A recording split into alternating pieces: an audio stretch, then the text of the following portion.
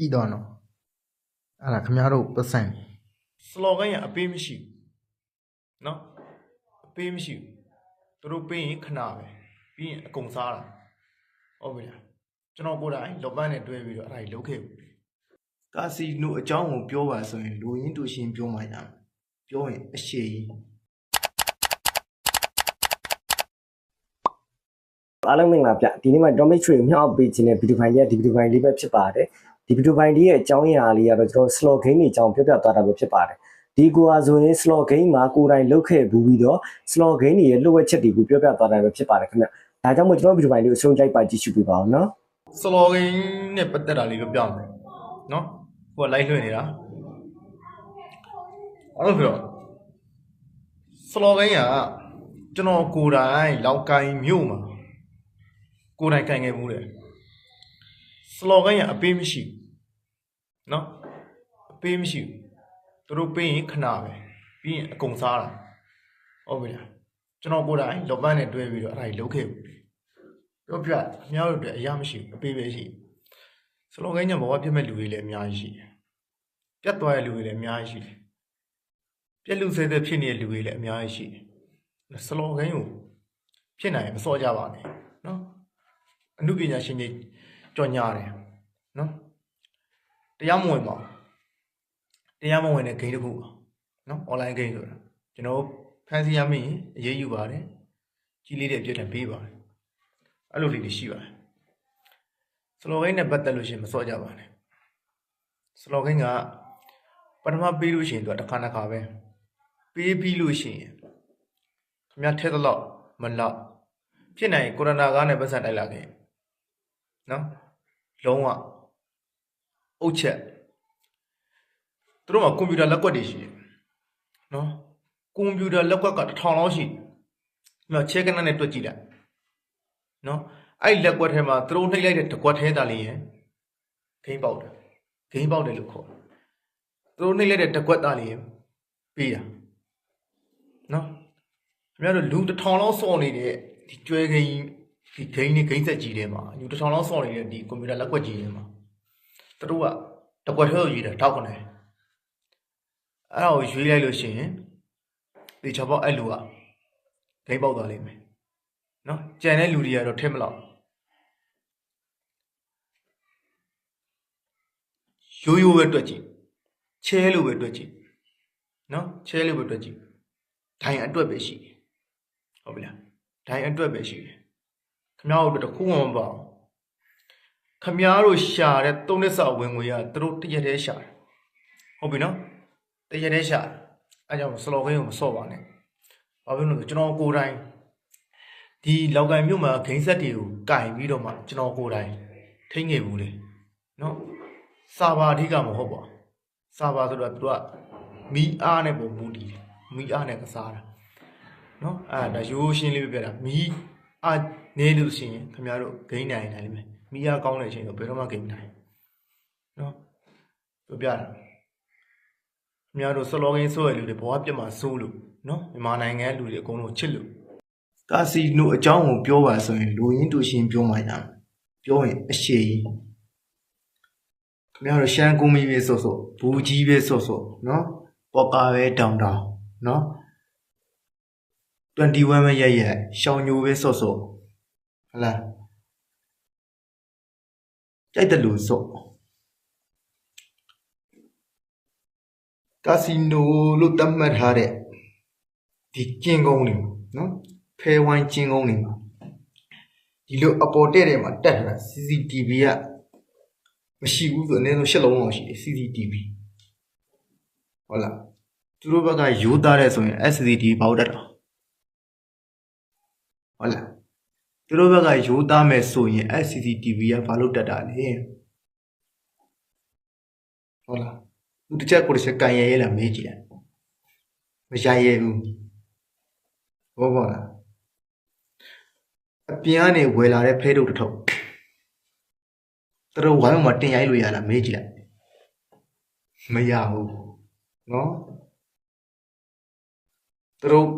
ထုတ်ထားတဲ့ဖဲချက်သူတို့ထုတ်ထားတဲ့ဖဲချက်ဟာဒီတိုင်းကြည့်ရင်တာမန်ဖဲချက်ပဲ ဒါပေမဲ့အဲ့ဖဲချက်ကသူတို့ရဲ့နီးပညာစကန်လေးနဲ့ဖိုက်လိုက်လို့ရှိရင်ဖဲချက်ကိုတော့ပုံပြောင်းလို့ရတယ်သဘောပေါက်လားနော်ခင်ဗျားတို့တကယ်တရားဝင်ရိုက်လို့ရတဲ့ live ပွဲတွေရှိအဲ့ဒါတွေဖဲရွာတွေတရားလွှဲနေတာနော်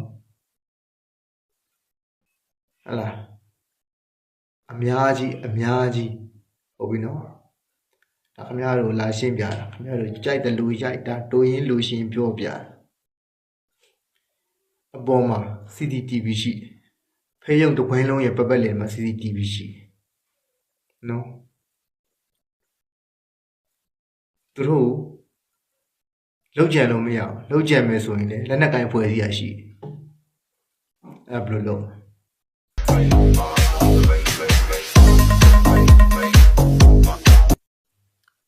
ကြည့်တော့နော်အဲ့ဒါခမရတို့ပတ်စံဟုတ်ပြီလားခမရတို့ပတ်စံသူတို့ရဲ့အရင်ကြီးကတီထောင်တဲ့အချိန်ကွန်ပျူတာတွေတုံးတဲ့အချိန်ကွန်ပျူတာဘူးနော်မီးဘူးနောက်ပြီးသူတို့ထိုင်ထားတဲ့စက်တီရဲ့တန်ဖိုးပဲရှိတယ်နော်သူတို့ရဲ့ကုန်ကြငွေနော်အဲ့ဒီကုန်ကြငွေရဲ့အကုန်လုံးခင်ဗျားတို့ရှိရပတ်စံခင်ဗျားတို့ရှိရနေတရက်ထဲပဲပြန်ပေးနိုင်တယ်သဘောပေါက်လားကျွန်တော်ကဟိုအရင်နဲ့တင်ပေးချင်းနေကျွန်တော်တင်လိုက်လို့ရှိရင်မကြိုက်မှဆိုလို့နော်မကြည့်တော့အဲ့ဒီငွေတွေအကုန်လုံးကခင်ဗျားတို့ဝိုင်းဝန်းပြီးတော့လှူထားတာတယ်မှန်တယ်အဲ့ဒါမှန်တယ်နော်ဘယ်လိုလုပ်လဲနော်ညတို့ဓာတ်တွေကိုကြည့်ပြီးတော့ဖြင့်တာဝန်သားယူတော့နော်ကိုယ့်ရဲ့မိသားစုမျက်ရည်ပေါက်ကြီးငယ်မကြစေနဲ့ဘာလဲစလိတ်ကြရင်စလိတ်တောက်လိုက်ကွန်းကြရင်ကွန်းစားလိုက်ဒီနှစ်ခုလေးလုပ်လို့မိသားစုခမရောက်ဘာမှမပြောမိသားစုဘဝပြတ်မသွားဒါကြီးကိုဆက်လုပ်နေမယ်ဆိုရင်တော့ခင်ဗျားတို့မိသားစုတွေနော်တိချက်ကြီးသားရှိတဲ့လူကြီးသားနဲ့꿰မယ်နှစ်ချက်အိမ်တော်ရှိတဲ့လူအိမ်တော်ကြီးပြပြလာသုံးချက်စင်းရဲတဲ့လူစင်းရဲတဲ့ဆင်းရဲသွားမယ်နော်ချမ်းသာနေတဲ့လူစွန့်မွဲသွားမယ်အပူပြရမုံနော်ချုပ်ကဒါတွေနဲ့လွတ်ကင်းအောင်နေပါသိလားဒီဟာတွေအကြောင်းကောင်းကောင်းသိလို့ကျုပ်အေးဆေးနေနိုင်တယ်အေးစီစားနိုင်တယ်အကြောင်းဒါတွေကျုံမလုံးလို့ဟုတ်ပြီနော်ခင်ဗျားတို့လည်း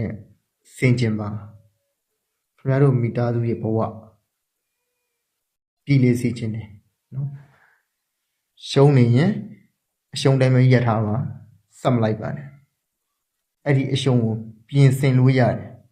နော်အကျွေးတင်နေရင်ရှာဖွေပြီးတော့စက်ပါဒါကြီးနဲ့တော့မဆက်ပါနဲ့ခင်ဗျာနစ်တဲ့နစ်တော့မယ်နင်မွန်းတဲ့နင်မွန်းတော့မယ်ဟုတ်ပြီနော်အယူပဲရှိတယ်အပေးမရှိပါဘူးဟုတ်ကဲ့ကျွန်တော်ဗီဒီယိုပိုင်းလေးကတော့ဒီလောက်ပါခင်ဗျာဒါကတော့ကျွန်တော်တို့เนาะဒါလောက်ကင်မှာကိုယ်တိုင်စက်ကင်ခဲ့ဘူးတယ်အခုတယောက်ရဲ့ပြောကြားချက်ပဲဖြစ်ပါတယ်သူဟာဆိုရင်စလော့တွေရဲ့အကြောင်းကိုပြောပြသွားတာပဲဖြစ်ပါတယ်စလော့ဆိုတာကဘယ်တော့မှအနိုင်မရှိဘူးเนาะအရှုံးပဲရှိတယ်ကျွန်တော်ထိုးသားတွေအနေနဲ့စော့တဲ့သူတွေအနေနဲ့ပေါ့ဒါကြောင့်မလို့ဒီစလော့ကိုဆက်စော့နေမယ်ဆိုရင်ဒီဘဝပြတ်ဖို့ပဲများတယ်လို့ဒီကိုပြောပြပေးသွားတာဖြစ်ပါတယ်ဒါကြောင့်မို့ကျွန်တော်မိတ်ဆွေတွေကျွန်တော်ဗီဒီယိုကိုကြည့်နေတဲ့မိတ်ဆွေတွေထဲမှာဒီဂိမ်းကိုစော့နေတဲ့သူတွေရှိတယ်ဆိုရင်အခုချိန်တိုင်းပေါ်ရက်လိုက်ပါဘာဖြစ်လို့လဲဆိုတော့ကိုဘွားမှာပြင်ဆင်ချိန်နေပြေးသေးတယ်ပေါ့နော်ဒီချိန်မှာရက်လိုက်လို့ရင်ဘာမှမဖြစ်ဘူးပေါ့နော်ဒါအောင်မရက်ဘဲနဲ့ကျွန်တော်တို့ကအရှုံးတော့လိုက်ပြီးတော့ကျွန်တော်တို့တသိန်းရှုံးတာကိုရမလားဆိုပြီးပြန်လိုက်မယ်ဆို2သိန်းရှုံးမယ်နော်2သိန်းရှုံးရင်ထပ်လိုက်4သိန်းရှုံးမယ်နော်ဒါကြောင့်မို့လို့ကျွန်တော်တို့အရှုံးကိုလက်ခံပြီးတော့အရှုံးနဲ့ပဲရင်ဆိုင်လိုက်ပါမစော်ဘူးသေးတဲ့လူတွေလည်းလုံးဝသွားမစားကြည့်ပါနဲ့ဒီကောင်ကစားလို့ကောင်းတဲ့အရာမဟုတ်ပါဘူးဘာလို့လဲဆိုတော့ဒီကောင်ကဆွဲလန်းစီလူဆွဲလန်းစီတဲ့ဓာတ်တစ်မျိုးရှိတဲ့အတွက်ကြောင့်မို့လို့ဒီဂိမ်းကိုစော့မိလိုက်ပြီဆိုတာ ਨੇ ကျွန်တော်တို့စားစော့တဲ့အချိန်မှာတော့မိတ်ဆွေနိုင်ကောင်းနိုင်လိမ့်မယ်ဒါပေမဲ့အချိန်တစ်ခုရောက်လာလို့ရင်မိတ်ဆွေရဲ့ဘဝမိတ်ဆွေရဲ့ရှိသမျှစီးစိမ်တွေအကုန်လုံးကိုမာယူသွားမှာပဲဖြစ်ပါတယ်ဒါကြောင့်မို့ဒီစလော့ဂိမ်းနဲ့ပတ်သက်ပြီးတော့ဘယ်ဂိမ်းကိုမှသွားပြီးတော့အစမလုံးမိပါစေနဲ့ လုံနေတဲ့သူတွေရှိရင်လည်းရတန်းကရက်လိုက်ပါအချိန်မီပါသေးတယ်ကျွန်တော်တို့ပြင်ဆင်ချိန်တွေအများကြီးရှိပါသေးတယ်ဒါကြောင့်မို့လို့အရှုံးကိုပဲလက်ခံပြီးတော့ရက်လိုက်ပါလို့ကျွန်တော်ဒီနေ့ပြောချင်ပါတယ်ခင်ဗျမိတ်ဆွေတွေထင်မြင်စားချက်လေးလည်း comment မှာရေးပေးပါအောင်နောက်တဲ့ဗီဒီယိုမှာကျွန်တော်ပြန်လည်ဆုံတွေ့ကြမယ်နော်